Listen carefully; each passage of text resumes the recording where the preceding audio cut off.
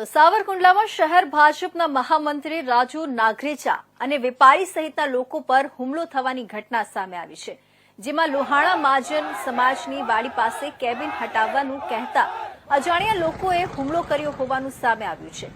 સમગ્ર ઘટના સીસીટીવીમાં કેદ થતા વિડીયો સોશિયલ મીડિયામાં વાયરલ થઈ રહ્યો છે। સમગ્ર ઘટનાને લઈને હિન્દુ સંગઠનોમાં ભારે રોષ જોવા મળી રહ્યો છે। ત્યારે ઘટનાની ગંભીરતાને ધ્યાનમાં રાખીને પોલીસ તંત્ર દોડતું થયું હતું, જેમાં પોલીસે 3 આરોપીને ઝડપી પાડ્યા છે, જ્યારે અન્ય એક ફરાર શખ્સની શોધખોળ શરૂ છે। મળતી માહિતી મુજબ અમરેલીના સાવરકુંડલા શહેરના ભાજપના મહામંત્રી રાજુ નાગરેચા, વેપારી જગદીશ માધવાણી, તેજસ રાઠોડ સહિતના લોકો પર હુમલો થયો હતો। હુમલાની ઘટના સીસીટીવીમાં કેદ થઈ હતી। વિડીયોમાં જોવા મળે છે કે કેટલાક અજાણ્યા શખ્સોએ ભાજપના મહામંત્રી સહિતના લોકો પર હુમલો કર્યો હતો। હુમલામાં ઇજાગ્રસ્ત લોકોને સારવાર અર્થે હોસ્પિટલ ખસેડવામાં આવ્યા હતા। ભાજપના આગેવાન અને વેપારી પર હુમલાની ઘટનાને લઈ ઘેરા પ્રત્યાઘાતો પડ્યા હતા, જેમાં વિવિધ હિન્દુ સંગઠનો હોસ્પિટલ પહોંચ્યા હતા। ત્યારબાદ સાવરકુંડલા શહેર બંધ રાખીને વિરોધ પ્રદર્શન કરવામાં આવ્યું હતું। હુમલાની ઘટનાને લઈને હિન્દુ સંગઠનોમાં ભારે રોષ જોવા મળી રહ્યો છે। હુમલા બાદ મામલો ઉગ્ર બનતા પોલીસ બંદોબસ્ત ગોઠવી દેવામાં આવ્યો હતો। પોલીસે 3 આરોપીને ઝડપી પાડવામાં આવ્યા છે, જ્યારે એક ફરાર આરોપીની શોધખોળ શરૂ છે।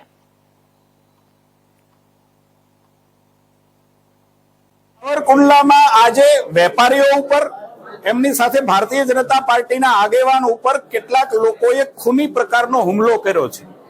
અંગત અદાવત અને દબાણ હટાવવાના પ્રશ્ને વેપારીઓ ઉપર આ પ્રકારનો હુમલો થાય એ બિલકુલ જાયજ નથી, વ્યાજબી નથી, અને એક ધારાસભ્ય તરીકે કહું છું કે મારી સહનશીલતાની હદની બહાર છે, અને એટલા માટે મેં પોલીસને સ્પષ્ટ સૂચના આપી છે કે સીસીટીવીના ફૂટેજને ચેક કરવામાં આવે।